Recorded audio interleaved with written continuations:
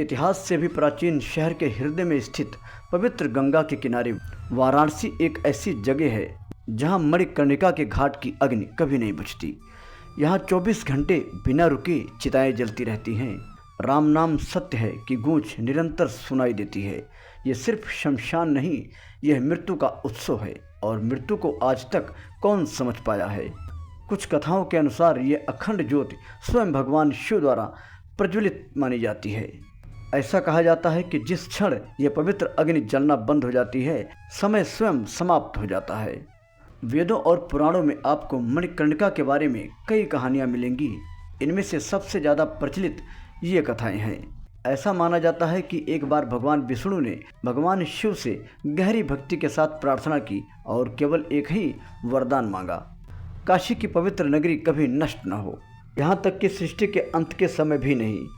उनकी भक्ति से प्रसन्न होकर भगवान शिव और पार्वती काशी आए और उनकी इच्छा पूरी की।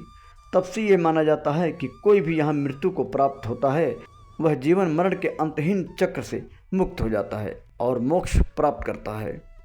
देवी सती से जुड़ी एक और पौराणिक कथा है। आत्मदाह के बाद भगवान शिव उनके जले हुए शरीर को लेकर दुखी होकर पूरे ब्रह्मांड में घूमते रहे। ऐसा माना जाता है कि उनके पार्थिव शरीर के एक अंश का यही मणिकर्णिका घाट पर अंतिम संस्कार किया गया था।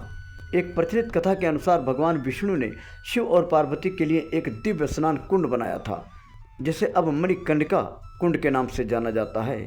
एक दिन वहां स्नान करते समय देवी पार्वती के कान की बाली फिसलकर कुंड में गिर गया। शिव ने पास के एक ब्राह्मण से उसे वापस लाने को कहा, लेकिन उस ब्राह्मण ने उसके मूल्य के लालच में आकर उसे गुप्त रूप से रख लिया। इस कृत्य से क्रोधित होकर भगवान शिव ने उसे श्राप दे दिया और कहा, तुम और तुम्हारा पूरा वंश शमशान भूमि का शासक होगा। आज उस वंश को डोम राजा के नाम से जाना जाता है। माना जाता है कि काशी के दो राजा हैं, एक काशी नरेश भोलेनाथ जो शासक हैं और दूसरे डोम राजा जो मृतकों के आध्यात्मिक द्वारपाल हैं। डोम राजा में प्रखर प्राचीन ऊर्जा होती है। वे शमशान घाट के किनारे रहते हैं जहां हजारों शवों की अंत्येष्टि होती है। हर अंतिम संस्कार की चिता डोम द्वारा प्रदान की गई लकड़ियों से शुरू होती है और पहले 5 लकड़ियां हमेशा वही बिछाते हैं। अपने घरों में भी वे सामान्य लकड़ी से खाना नहीं बनाते, बल्कि शमशान घाट से जलती हुई लकड़ियां इस्तेमाल करते हैं। मणिकर्णिका घाट की बात करें तो यहाँ औसतन 100 से 300 शवों का अंतिम संस्कार प्रतिदिन किया जाता है और यह घाट 24 घंटे चिताओं के लिए खुला रहता है। कुछ लोगों का मानना है कि यहाँ 108 शवों का अंतिम संस्कार होता है, जो एक आध्यात्मिक संख्या मानी जाती है। कभी कभी यह संख्या 500 से लेकर 600 तक पहुँच जाती है।